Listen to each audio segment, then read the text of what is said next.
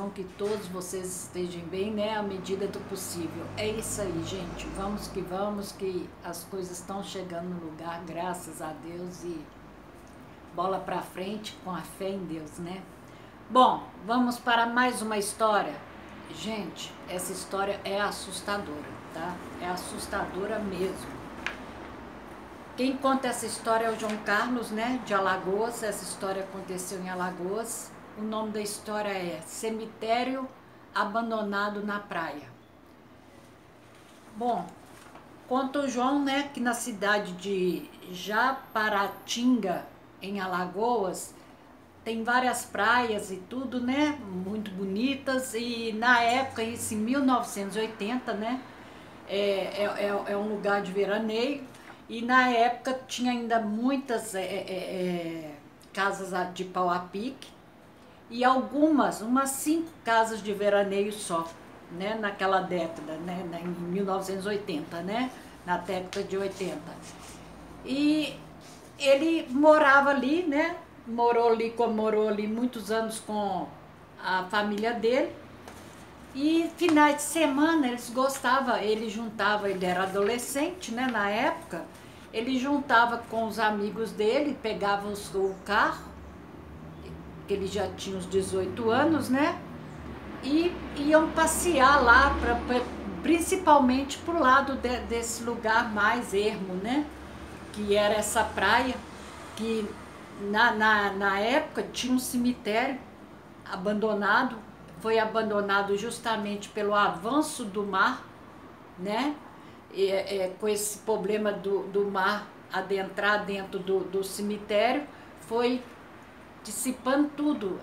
As tumbas, dizer que tinha tumbas de pessoas mais ricas e tinha de pessoas mais pobres, e muitas das vezes você via ossos ali. Realmente o cemitério, por incrível que pareça, ficou totalmente abandonado, devido mesmo a esse avanço do mar dentro do cemitério, né? Que o cemitério ficava praticamente na praia, que ainda não tinha sido loteado lá. E o loteamento começou. Só que essa parte ficava mais erma. Quase ninguém frequentava essa parte da praia ali, não. E ele mais os colegas dele, mais as colegas e tudo, os reunia, adoravam ir para essa parte da praia onde tinha esse cemitério. E para chegar lá, passava pelo povoado, né? E a estrada era de barro batido, e eles iam, e pegavam o carro e iam justamente ali. E ali eles ficavam. E geralmente eles gostavam, né, de pegar alguma coisa ali daquele cemitério para guardar como um troféu. Para eles, naquela época, era um troféu pegar uma coisa, um objeto daquele cemitério ali abandonado. E os pais sempre falavam com eles, principalmente o pai do João, né? Falava: olha, respeite as pessoas, os mortos e tudo. Não é bom vocês ficarem indo ali. E nem tampouco mexer nos ossos, né? Pegar os ossos ali. Porque o pai dele até então já sabia de alguma coisa, né? E ele ficava assim e tal, mas nunca que obedecia. E teve uma ocasião que houve uma ressaca muito forte lá. Aí, no dia seguinte, à noite, eles correram lá. Aliás, não foi à noite não, gente, foi durante o dia, desculpem.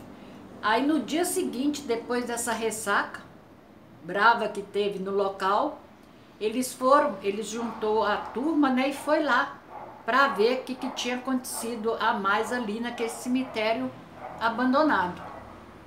Quando eles chegaram lá, gente, aquele tanto de ossos assim espalhado e pedaços de caixão, diz que é uma coisa absurda. Aí eles começaram a procurar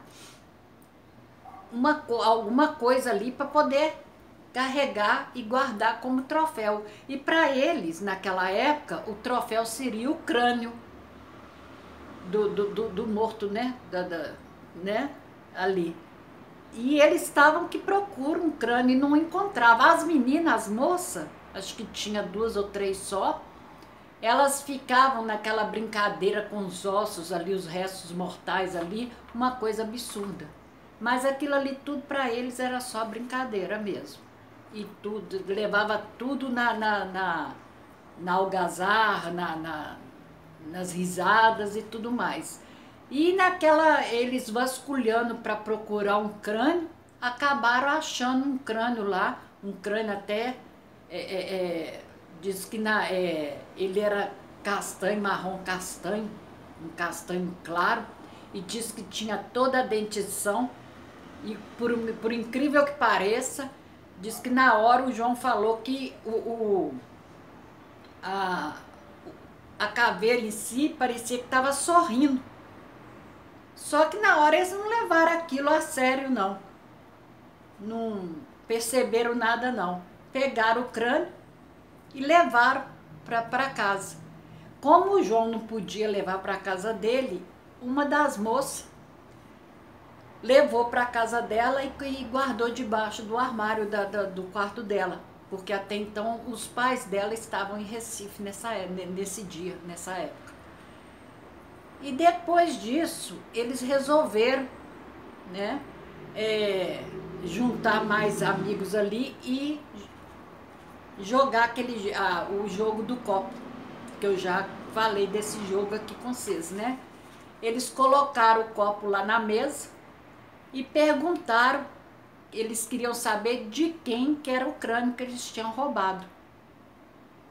E o copo não mexeu nem nada, não respondeu, e eles ficaram ali toda a vida e o copo nada de responder.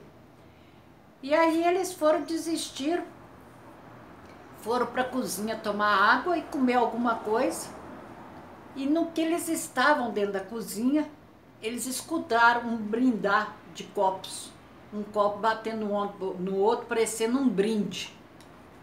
Um olhou para a cara do outro e correram para a sala, porque o barulho veio da sala, né? Correram para a sala, tudo em silêncio, e estava tudo tranquilo. Eles não viram nada. Aí um começou a acusar o outro, que foram eles que estavam querendo, estavam brincando para assustar eles, né? E ficou naquilo ali e passou. Aí, nesse momento, alguns deles deram de ir embora, que na verdade devia ter uns 10, tá? Adolescentes ali, juntos ali. A maioria foi embora, ficaram acho que 4 ou 5 só. E aí depois eles resolveram retornar à brincadeira do copo novamente. Sentaram lá na mesa e perguntaram se tinha algum espírito ali, se era do bem, se era do mal. E depois perguntaram de quem que era o crânio que eles tinham roubado. Nisso, gente, diz que houve um assovio, tipo um uivo alto, mais alto mesmo, mas é daqueles ventos fortes que bate nos coqueiros, nas folhas de coqueiro, e faz aquele barulhão. E a casa era de madeira, né? As janelas de madeira começaram a bater, areia entrando entre as frestas, né? Diz que foi um terror. E nesse momento a moça, justamente a que tinha roubado, que levou o crânio para casa, né? Começou a chorar compulsivamente, falando e pedindo desculpa, falando umas coisas assim, direto: não, me perdoe, me desculpe, me perdoe, eu vou devolver, eu não sei o que e tal. E foi falando e chorando, e eles até então estavam achando até que ela estava brincando, né? Apesar do que já estava acontecendo ali, que virou um terror ali no meio da sala ali. E ela só chorando, chorando. Nisso, gente, a janela de madeira abriu de uma vez e aquilo escureceu assim tudo. E a hora que eles olharam, eles só perceberam um vulto escuro na janela por lá de fora, um vulto terrível. Os que estavam na mesa, ela continuou, a que estava chorando continuou só pedindo perdão, desculpa, e os outros ficaram num canto da sala lá, tudo agachado e tampando o rosto para não ficar, não ver esse vulto que estava na janela. Foi aí que ela, a que estava chorando, a moça que estava chorando, levantou, foi até a janela, olhou pro vulto, né, pelo visto. Foi aí que ela parou de chorar, fechou a janela e tudo voltou ao normal. A única coisa que ela falava era desculpa, que ia devolver desculpa. E nisso, quando parou tudo e ela parou de chorar e ainda estava cambaleando, eles levantaram, foi aí que eles levantaram correndo, seguraram ela e perguntaram a ela o porquê daquilo tudo, o que ela viu ali na janela. Só um minuto, gente. Barulho de caminhão. Não, aqui começa cedinho os caminhões por causa da construção. Bom, aí foi que ela contou que aquele vulto queria o crânio de volta. Era o dono do crânio. Gente, diz esse João Carlos que mais nunca eles voltaram nesse cemitério, né? Atenderam também, que aí ele lembrou, principalmente ele, o que o pai sempre falou de respeitar, né? Mas nunca eles voltaram, não quiseram voltar mesmo. E hoje ele já não mora mais lá em Alagoas, né? Isso já tem muitos anos que passou. E ficou por isso mesmo, eles devolveram o crânio, né? Eles voltaram, foi a última vez que eles voltaram no cemitério abandonado e colocaram o crânio lá, deixaram o crânio lá e mais nunca eles voltaram. Bom, gente, essa é a história desse João Carlos que enviou essa história e ele conta que foi uma coisa muito assustadora e que hoje ele respeita mais do que nunca os mortos. Ninguém deve entrar em cemitério, né, gente? Independente de estar abandonado ou não. E roubar ossos, crânio, né? Aqui em Belo Horizonte acontece muito isso. Mas a polícia, uma época aqui, descobriu que eram pessoas que estudavam medicina que estavam fazendo isso. Bom, em certos casos são, né? Em outros casos não sei. Mas nessa época que eu me recordo, né, aqui em Belo Horizonte, a polícia descobriu que eram uns estudantes de medicina que fizeram o roubo nos cemitérios aqui, em alguns cemitérios aqui. Mas eu nunca vi falar, eu não sei o porquê desse povo entrar em cemitério e violar as tumbas, né, e roubar ossos de pessoas de mortos, de pessoas que morreram, tudo. É um absurdo isso, né? A falta de respeito, eu não sei, não tem nem o que falar, né? Mas quando é adolescente, né, naquela época, até é uma época que o povo devia ter mais medo, né? Eu não sei, agora até que eles não têm tanto, mas naquela época, em 1980, o povo tinha mais medo. E eles não tinham, eles queriam, né? E quanto ao jogo do copo, gente, esse jogo é terrível. Ele é terrível. Até hoje, muita gente faz esse jogo. Nos Estados Unidos, eles têm aquela tábua guicha, o nome é assim, que é praticamente igual esse jogo do copo. É um jogo perigosíssimo. Só desce coisa ruim. Quando eu era mais nova, eu fiz esse jogo com minha ex-cunhada e umas amigas lá, deu ruim. Então, assim, não é brincadeira, não se pode brincar com o que a gente, né, com coisas de outro mundo, com espíritos que a gente não conhece, sei lá.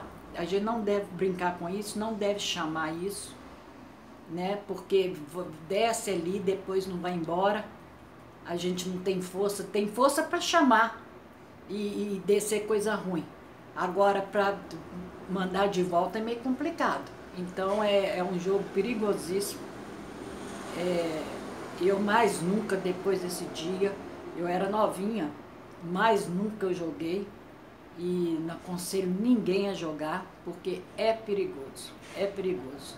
Desce mesmo, desce coisa ruim, só coisa ruim, só espírito do mal, desce mesmo. Com certeza eu falo isso, de experiência própria. É terrível, só desce coisa ruim, só coisa ruim. Bom, gente, fica aí mais essa história, eu espero de coração que vocês tenham gostado, né? E se você gostou, deixa um comentário aqui abaixo do vídeo, deixe seu comentário aqui abaixo do vídeo. E não esqueçam, gente, de deixar um joinha aí para Rose Ruas, é muito bom para mim, é muito bom pro meu canal, tá bom? Se você tem uma história, manda para mim, manda pelo meu e-mail, eu vou ter o maior prazer em contar a sua história aqui, tá? Beijos no coração de cada um de vocês e até o próximo vídeo, até a próxima história. Fiquem todos com Deus. Tchau, tchau.